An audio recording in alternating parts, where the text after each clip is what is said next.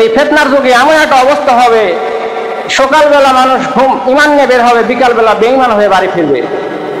রাতের বেলা ঈমানদার হয়ে ঘুমাবে, সকালবেলা ঘুম থেকে বেঈমান হয়ে উঠবে। ফিতনা, এই ফিতনা হলো দুই ধরনের, একটা হলো ব্যক্তিগত ফিতনা আর একটা হলো সামাজিক ফিতনা।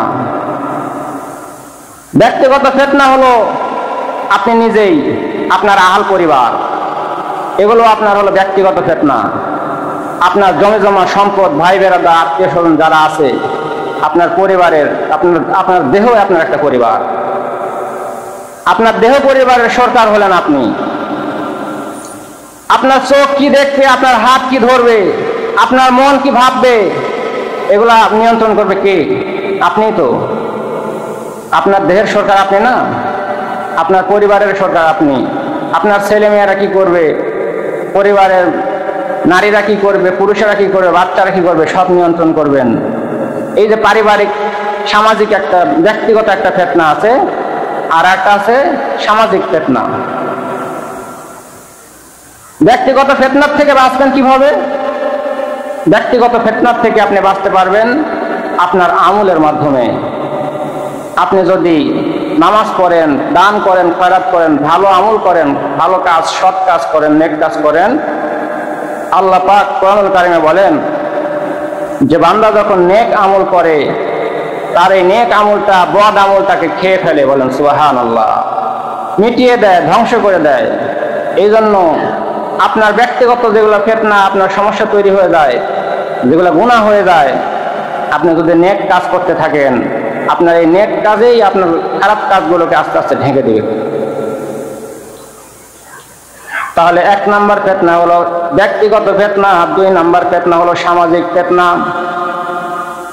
সামাজিক ফিতনা বড় ভয়ঙ্কর, এই ফিতনার থেকে তো বাঁচা বড় কঠিন। সামাজিক ফিতনা বড় ভয়ঙ্কর, এটা রাষ্ট্রীয় ফিতনা হইতে পারে, বৈদেশিক ফিতনা হইতে পারে, মানে আপনার ব্যক্তিত্বর বাহিরে যেটা, আপনার ব্যক্তিগতর বাহিরে যেটা, সেটা হলো সামাজিক ফিতনা।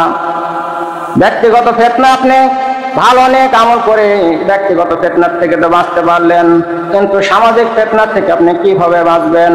আল্লাহর পয়গম্বর বলেন, উম্মাত, এমন একটা সময় আসবে আমার উম্মাতেরা সব ছত্রভঙ্গ হয়ে যাবে খড়কুটার মতো। ইহুদি বেঈমানরা সবাই এক হয়ে যাবে। একটা খাবারের প্লেটে চারিদিক যেমন মানুষ গোল হয়ে বসে, সবাই খাবারটাকে খাওয়ার জন্য রেডি হয়ে যায়, এমন ভাবে বাহিরের দেশের ইহুদি নাসারা খ্রিস্টানরা মুসলমানদেরকে তারা সবাই এক হয়ে মুসলমানদেরকে তারা চারিদিক থেকে এরকম ভাবে খাবারের টেবিলের মতন ঘিরে ধরবে। আল্লাহর সাহাবে, আল্লাহ নবীর সাহাবীরা বলেন, হুজুর সেই সময় কি মুসলমানদের সংখ্যা কি কম হবে নাকি? না না না, মুসলমানদের সংখ্যা কম হবে না, বরং মুসলমানরা সেই সময় বেশি থাকবে। কিন্তু মুসলমানদের অবস্থা হবে এমন, খড়কুটায় বানের পানিতে যেমন খড়কুটা ভেসে যায়, মুসলমানেরা ছত্রভঙ্গ হয়ে তারা বিভক্তি হয়ে এরকম জায়গায় জায়গায় গিয়ে পড়ে থাকবে। এই যে আপনার বাহিরের ফিতনা, সামাজিক ফিতনা, এমন একটা অবস্থা হয়ে যাবে, মানুষগুলা সবাই দলাদলি হয়ে যাবে, ভাগ হয়ে যাবে, কেউ কারো কথা যেন মানতে চাইবে না। আমার নবীজি বলেন, আমি আল্লাহর কাছে 3টা দোয়া করলাম, আমার 2টা দোয়া আল্লাহ কবুল করলো, একটা দোয়া কবুল করলো না। যে দোয়াটা কবুল করলো না, আমি আল্লাহর কাছে দোয়া করেছিলাম, মাওলা আমার উম্মতেরা যেন সবাই এক হয়ে থাকে, একমত হয়ে একতাবদ্ধ হয়ে থাকতে পারে, কোনো দাঙ্গা হাঙ্গা কোনো ফাসাদ সৃষ্টি যেন না করে। আল্লাহ আমার এই দোয়াটা কবুল করে নাই। এই কারণে লক্ষ্য করে দেখেন, আজকে মুসলমানদের ভিতরে দলাদলির কোনো অভাব নাই। মুসলমান কিন্তু দল হলো 13টা। মুসলমান তো আমরা এক, ধর্ম তো আমাদের এক। এগুলো প্রশ্ন সাধারণ মানুষের মাথায় ঢোকে না। তাহলে দল আমাদের এত কেন, মত আমাদের এত কেন? মুসলমানদের ভিতরে, আমাদের ভিতরে একতা নাই। আসল হলো ইসলাম, আসল হলো মুসলমান। আমরা সবাই ইসলামের মধ্যে আছি, আমরা সবাই মুসলমান। আলাদা আলাদা নাম কেন, আমরা আলাদা আলাদা ভাগ কেন? আমরা সবাই বিপদে আপদে সবাই এক হব, এক গাছের মতো। আমরা এক গাছের একটা পাতা ছিঁড়লে যেমন সমস্ত গাছের খবর হয়ে যায়, এরকম মুসলমানদের একজনের ক্ষতি হলে সমস্ত মুসলমানদের খবর হয়ে যাওয়া লাগবে। আপনার শরীরে অঙ্গ প্রত্যঙ্গ যেরকম অনেক কিছু আছে, একটা অঙ্গ প্রত্যঙ্গে যে আঘাত লাগলে আপনার ব্রেনে খবর চলে যায়, মুসলমানরাও ঠিক এরকম একটা গাছের ডালপালা শাখার মতো।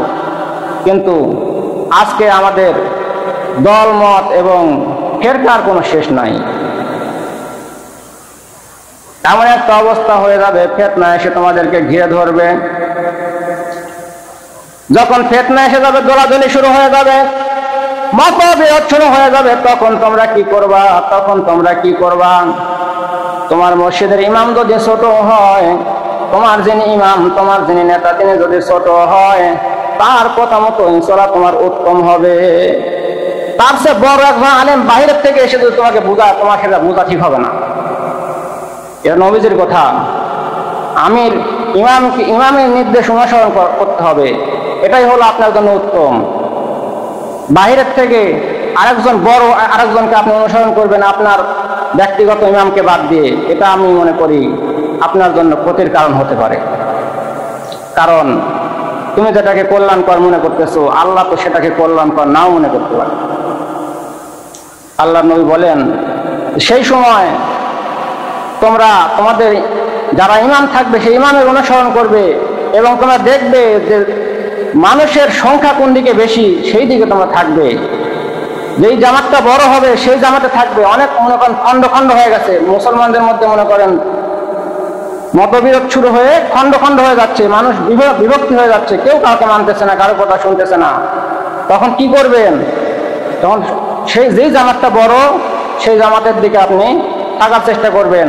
তাতেও যদি আপনি সন্তুষ্ট না হতে পারেন, আল্লাহ নবী বলেন, এরকমও যদি কোনো কিছু না পাও, না বুঝতে পারো, তাহলে তোমার ছাগল নিয়ে তুমি পাহাড়ে চলে যাও। পাহাড়ে গিয়ে গাছের শিকড় কামড় দিয়ে ধরে থাকো। তোমার ইমানকে তুমি বাঁচাও। তুমি ঘরের ভিতরে তুমি আবদ্ধ হয়ে থাকো, মানুষের সঙ্গে মিশতে যেও না।